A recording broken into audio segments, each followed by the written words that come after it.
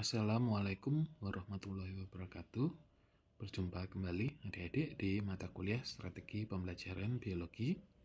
Di materi terakhir ini, seperti yang sudah saya sampaikan pada pertemuan sebelumnya, kita akan membahas tentang jenis-jenis teknik instruksional. Nah, tapi sebelum kita membahas tentang jenis-jenisnya dan bagaimana kita mengaplikasikan teknik instruksional itu dalam proses pembelajaran, kita akan coba definisikan terlebih dahulu apa sih sebenarnya teknik instruksional itu. Jadi teknik instruksional itu adalah suatu tindakan yang kita gunakan atau kita aplikasikan dalam proses pembelajaran, di mana tindakan itu akan sangat bergantung pada dua hal. Yang pertama adalah tujuan pembelajarannya, kemudian yang kedua adalah pada metode pembelajaran. Kalau adik-adik ingat, pada pertemuan sebelumnya kita sudah pernah mencoba untuk mempraktekkan bagaimana suatu metode pembelajaran itu diaplikasikan dalam mencapai suatu tujuan tertentu. Nah, di praktek itu kita mengetahui bahwa satu metode pembelajaran, misalnya kemarin kita coba metode studi kasus, bisa mencapai dua tujuan pembelajaran yang berbeda. Nah, yang membedakan adalah tekniknya, bagaimana kita mengaplikasikan metode itu. Nah, itulah yang disebut dengan teknik instruksional. Jadi, teknik instruksional pada dasarnya adalah bagaimana kita mengaplikasikan suatu metode pembelajaran dalam rangka mencapai tujuan pembelajaran yang ingin dituju. Nah, pertanyaan selanjutnya adalah tentang jenis teknik instruksional. Teknik instruksional itu jenisnya sangat banyak. Kita tidak bisa mengklasifikasikan teknik instruksional seperti kita mengklasifikasikan model pembelajaran misalnya. Misal kalau kita model pembelajaran, kita bisa klasifikasikan ya, model pembelajaran itu ada model pembelajaran kooperatif, ya, ada model pembelajaran yang basisnya inquiry, dan lain sebagainya. Tapi di teknik instruksional itu agak berbeda, karena teknik instruksional itu sangat bergantung pada kondisi. Sehingga meskipun untuk pembelajaran yang sama, misalnya mata pelajaran biologi, bahkan untuk topik yang sama, teknik instruksional yang digunakan bisa jadi berbeda. Ya, itulah kenapa teknik instruksional itu sangat bergantung pada best practice. Biasanya kalau kita mau menentukan teknik, kita bisa mencari referensi. Kalau kita masih pemula ya, kita bisa membaca jurnal, kita bisa melihat berbagai tutorial misalnya di YouTube atau di referensi-referensi yang lain tentang bagaimana suatu pembelajaran itu dilakukan, ya, sehingga jumlahnya menjadi sangat banyak dan tidak bisa kita mengaplikasikan suatu teknik ke kelas kita kalau misalnya kondisinya tidak sama. Tuh. Nah, untuk menemukan referensi ya terkait dengan teknik instruksional, sebenarnya saya tidak perlu untuk memberikan adik-adik referensi. Misalnya kalian harus mencari di mana gitu, karena menurut saya itu justru akan menghambat kreativitas adik-adik dalam mencari referensi. Tapi ada beberapa referensi yang saya gunakan biasanya ya, tapi nanti adik-adik tidak harus bergantung pada referensi ini. Kalian bisa mencari banyak referensi yang lain tentang teknik instruksional. Nah, kalau saya biasanya referensi pertama yang saya tuju adalah namanya Jurnal American Biology Teacher. Kenapa kok American Biology Teacher? Karena di sana kita nanti akan bisa menemukan topik khusus yang membahas tentang teknik instruksional. Nah, sekarang coba saya tunjukkan ya untuk American Biology Teacher. Nah, nanti adik-adik bisa cari saja di Google ya, ketik saja American Biology Teacher. Nanti kalian masuk di link yang paling atas. Nah, di sini nanti kita akan menemukan jurnalnya. Nah, untuk menemukan teknik yang kita bicarakan tadi, kita bisa cari di bagian konten, kemudian kita browse issues. Nah, di sini dia sudah terbit sejak 1938, bahkan sebelum kita merdeka ya, sampai ke yang terakhir 2021. Nah, misalnya kita ambil contoh saja secara acak ya, di 2021 dia terbit kalau tidak salah 9 kali dalam 1 tahun. Misalnya kita ke yang terbitan terakhir saja ya. Nah, di sini nanti adik-adik di setiap terbitannya kita akan menemukan beberapa bagian dari jurnal ini. Nah, di sini. Jadi nanti ada fitur artikel, ada research on learning, ada inquiry and investigation. Nah, di bagian selanjutnya ada yang namanya tips, trik, and teknik. Nah, disinilah kita nanti bisa menemukan referensi tentang teknik-teknik dalam pembelajaran. Adik-adik ya, misal kita klik di sini. Nah, nanti di sini kita akan menemukan, misal di satu terbitan itu mungkin hanya ada 2 atau 3 teknik gitu, tapi sangat banyak teknik yang ada di sini. Jadi nanti kita bisa cari di tahun yang berbeda, di issues yang berbeda gitu ya. Misalnya di sini dia ada referensi tentang bagaimana mengajarkan statistik in biology gitu ya. Nah, dia menggunakan interaktif modul. Nah, nanti bisa adik-adik baca saja. Nah, nanti dia akan menjelaskan tentang modulnya. Modulnya itu seperti apa sih gitu. Nah, nanti akan ditampilkan juga gambar-gambarnya, akan ditampilkan juga tampilannya seperti apa dan lain sebagainya. Kebetulan kalau ini dia menggunakan semacam modul elektronik ya, gitu.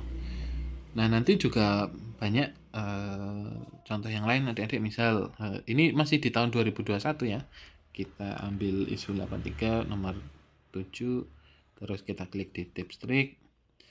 Nah, misalnya di sini nah ini misalnya untuk teknik mengkomunikasikan gitu ya, dia menggunakan poster dan infografik misalnya seperti itu. Terus nanti kita bisa baca dan dia nah dia akan menampilkan prosedurnya, bagaimana sih dia mengajarnya. Dia tampilkan nanti prosedurnya seperti apa, referensinya seperti apa, kemudian nanti gradingnya bagaimana, menilainya itu juga ditampilkan seperti apa. Terus nanti gambar-gambarnya juga dia akan menampilkan seperti itu. Jadi kita bisa langsung terapkan ini dalam pembelajaran, tapi tentu saja harus ada proses modifikasi. Makanya tadi saya sampaikan untuk teknik pembelajaran itu sangat banyak jenisnya karena sangat bergantung pada kondisi. Nah, nanti kalau misalnya kalian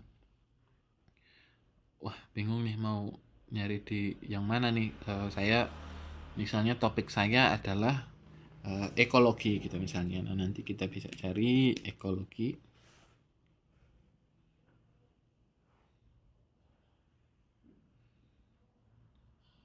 Oke. Nah, nanti kalian cari saja di bagian yang tips, trik, and teknik. Nah, ini kan masih jurnal artikel ya. Nanti kalian cari di tips, trik, and teknik. Nah, misalnya ini ya. Nah, ini kan salah satu teknik juga. Bagaimana kita mengajarkan siswa tentang bagaimana cara untuk mengumpulkan dan menggunakan data. Nah, ini kan materinya adalah ekologi. Dia menggunakan ini game ya, Pokemon Go ya. Pokemon Go untuk mengajar itu. Nah, kok bisa? Bagaimana caranya? Nah, nanti dia akan mengajarkan nanti di sini bagaimana Pokemon Go itu digunakan. Nah, kurang lebih seperti itu ya. Jadi nanti lebih mudahnya sih kalian nanti cari di tahunnya, terus misalnya 2019, isu nomor berapa, terus cari saja di sini tips, trik, and teknik. Seperti itu. Ya, jadi misalnya ini tentang membran misalnya. Jadi ini materi tentang sel gitu ya. Oke, kurang lebih seperti itu adik-adik. Kita kembali lagi ke materi.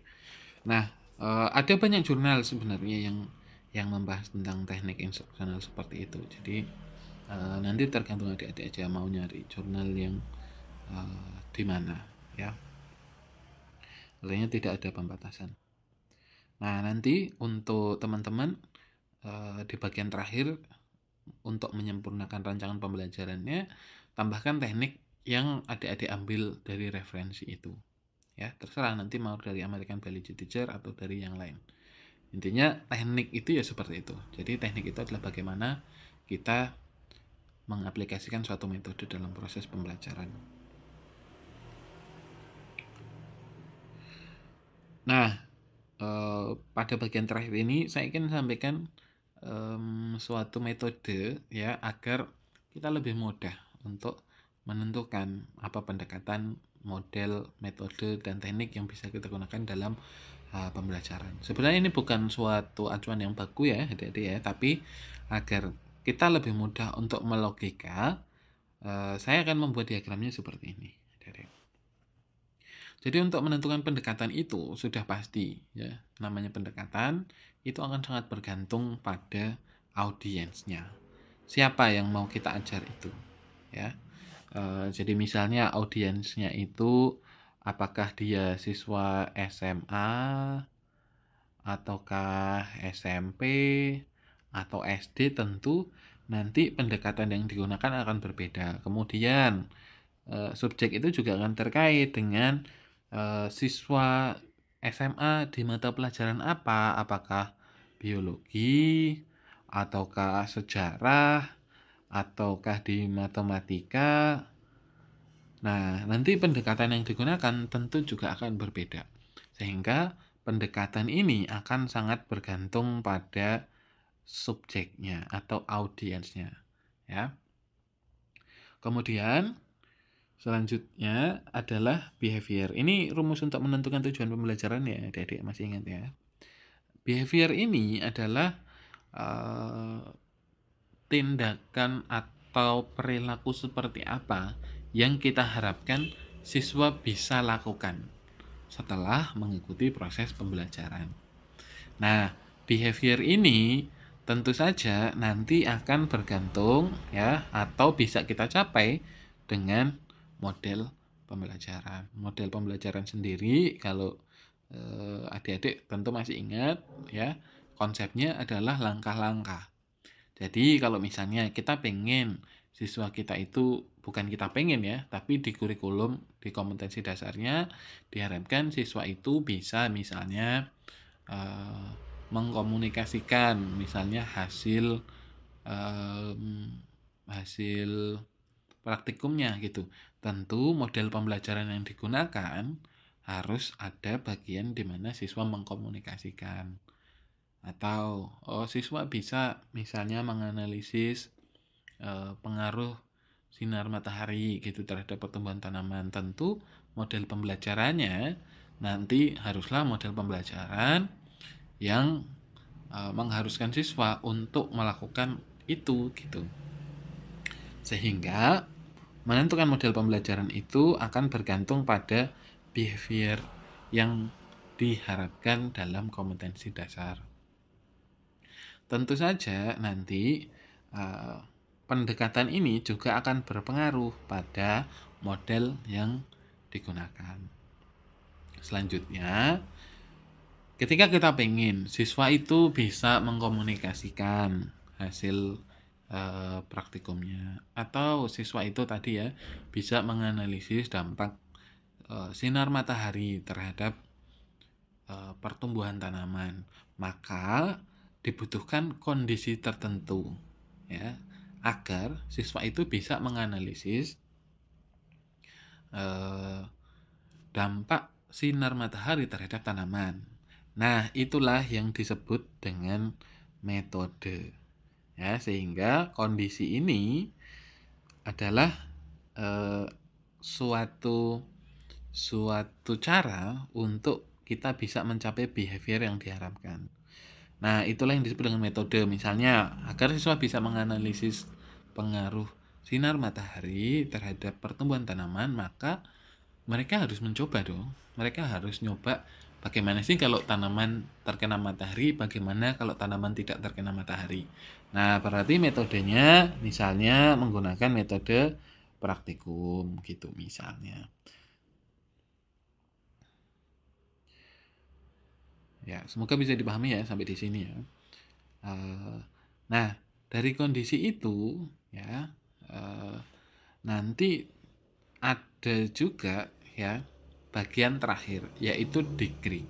Degree ini ya konsepnya adalah kita menentukan seberapa sulit, seberapa tinggi, seberapa mudah hal yang perlu dikerjakan oleh siswa sehingga dia dikatakan lulus atau memenuhi kompetensi dasar yang diharapkan.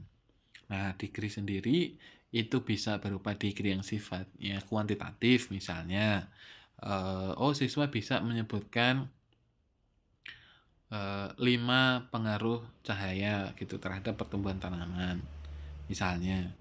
Nah, itu kan degree 5 pengaruhnya. Oh, ternyata cahaya itu membuat pertumbuhan tanaman lebih cepat. Ternyata cahaya itu membuat daun itu lebih berwarna hijau dan lain sebagainya. Itu hanya contoh ya. Tapi degree itu sendiri bisa dinaikkan, bisa juga diturunkan. Artinya bergantung pada siswa kita. Makanya akan sangat bergantung pada kondisi kelasnya. Kita mengajar di mana? Tentu akan berbeda ketika kita mengajar di sekolah yang akses informasinya banyak, perpustakaannya lengkap, dengan sekolah yang tidak ada akses internet, kemudian perpustakaannya tidak ada gitu. Tentu degree ini harus kita turunkan dibandingkan ketika kita mengajar di sekolah yang lebih lengkap gitu akses informasinya. Atau misalnya degree itu juga tidak harus bersifat kuantitatif atau angka seperti ini. Bisa juga misalnya presentasi. Misalnya siswa mampu mengkomunikasikan hasil pengamatannya gitu ya. Metodenya melalui kegiatan praktikum. Nah, mengkomunikasikan itu bisa juga kita degree. Mengkomunikasikan secara lisan, mengkomunikasikan secara tertulis, dan lain sebagainya. Nah, secara lisan, secara tertulis, kemudian siswa itu bisa menganalisis berapa jumlah pengaruh dan lain sebagainya. Itulah yang akan menentukan teknik pembelajaran kita atau teknik instruksional. Misalnya kita mengharapkan siswa itu bisa mengkomunikasikan secara tertulis, tentu teknik yang digunakan dalam proses pembelajaran berbeda dengan ketika kita mengharapkan siswa bisa mengkomunikasikan secara oral atau secara langsung gitu. Ya, logikanya seperti itu. Tapi juga yang perlu diperhatikan adalah audiens itu akan sangat mempengaruhi behavior. Ya, behavior itu akan menentukan kondisinya seperti apa. Kondisi itu akan menentukan degree-nya seperti apa. Begitu juga dengan pendekatan. Pendekatan akan menentukan modelnya yang digunakan. Model itu akan menentukan metodenya. Sangat bergantung ya. Artinya kalau di model ini tidak ada proses praktikum, ya kita tidak bisa menggunakan metode praktikum. Nah, makanya dia akan sangat saling menentukan. Metode tentu saja akan menentukan tekniknya. Ya, teknik akan menentukan nanti metodenya seperti apa. Seperti itu. Jadi ini bukan suatu hal yang sifatnya itu paten gitu, tapi ini bisa kita jadikan logika dasar untuk menentukan strategi pembelajaran yang akan digunakan secara tepat. Oke. Nah, sekarang kita coba lihat contoh saja. Ya, seperti yang adik-adik harus ingat ya, untuk menentukan tujuan pembelajaran itu kita gunakan rumus ABCD. Nah, di sini kita lihat ya. Oh, di sini siswa itu audiensnya. Nah, tentu di sini kita harus tahu dulu siswanya itu eh, siswa apa, misalnya siswa SMA. Siswa itu di mata pelajaran apa? Oh, mata pelajarannya biologi, jelas ya. Memformulasikan solusi permasalahan limbah plastik. Nah, ini kan adalah sebuah behavior ya. Sebentar, saya coba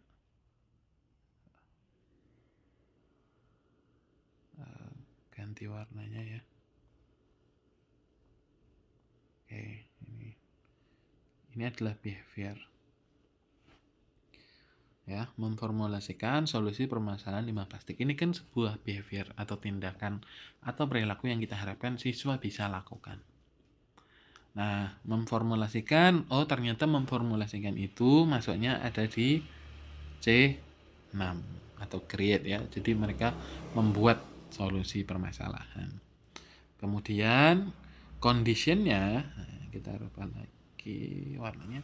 Oke, melalui studi kasus. Nah, studi kasus ini yang kita sebut dengan metode, ya, metodenya. Nah, untuk siswa itu bisa memformulasikan permasalahan limbah plastik, tentu kan ada langkah-langkah yang harus dilakukan agar mereka bisa sampai di tahap itu. Nah, itulah kenapa tadi ya behavior ini nanti akan menentukan modelnya.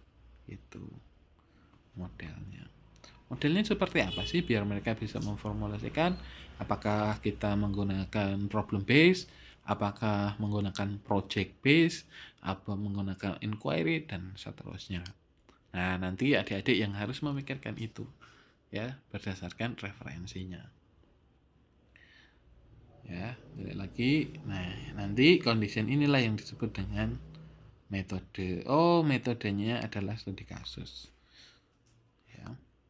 Nah, yang terakhir adalah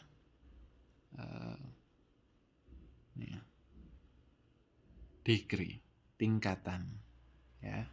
Nah, tingkatan ini nanti akan menentukan tekniknya seperti apa biar siswa itu bisa memformulasikan banyak solusi ya. Tentu berbeda ketika siswa itu ini kita ke slide selanjutnya. Tentu berbeda kalau tujuan pembelajarannya adalah siswa mengevaluasi saja misalnya ya. Kita berarti kan tekniknya berbeda toh tadi. Nah, kalau kita pengen siswa itu bisa memikirkan 5 solusi, mereka punya ide apapun, pokoknya yang penting minimal 5 gitu ya. Dengan mereka bisa mengevaluasi 2 jenis solusi. Artinya kita berikan solusinya ada 2, mana yang lebih baik. Nah, tentu tekniknya akan berbeda karena jenis behaviornya ya. Ini ya, kita balik lagi ke sini. Ini adalah audiensnya. Kemudian ini adalah behaviornya, mengevaluasi solusi permasalahan limbah plastik. Nah, tentu behaviornya berbeda.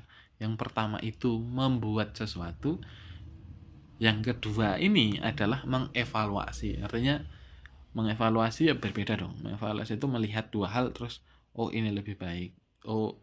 Ini yang seharusnya digunakan, ini seharusnya tidak digunakan gitu. Nah, tentu nanti akan menentukan si tekniknya, bagaimana menerapkan metode studi kasus ini ya, atau metodenya gitu ya. Semoga bisa dipahami ya. Oke, nah contoh terakhir tentu saja berbeda ya nanti ya. Behaviornya juga berbeda ya. Misalnya kalau siswa jelas ya, makanya pendekatan itu ya kurang lebih kalau kita di siswa SMA biologi ya kurang lebih ya itu saja sebenarnya. Makanya saya bilang pendekatan itu sempit ya, pendekatan itu sangat sempit gitu. Artinya bukan sempit tapi malah lebih luas gitu ya. Dia mencakup keseluruhan materi gitu. Kemudian untuk mengkomunikasikan, nah behaviornya adalah mengkomunikasikan solusi permasalahan limbah plastik. Ya. Ini adalah behaviornya.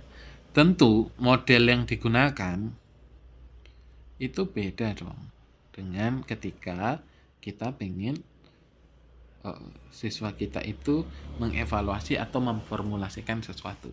Langkah-langkahnya beda tentu saja ya.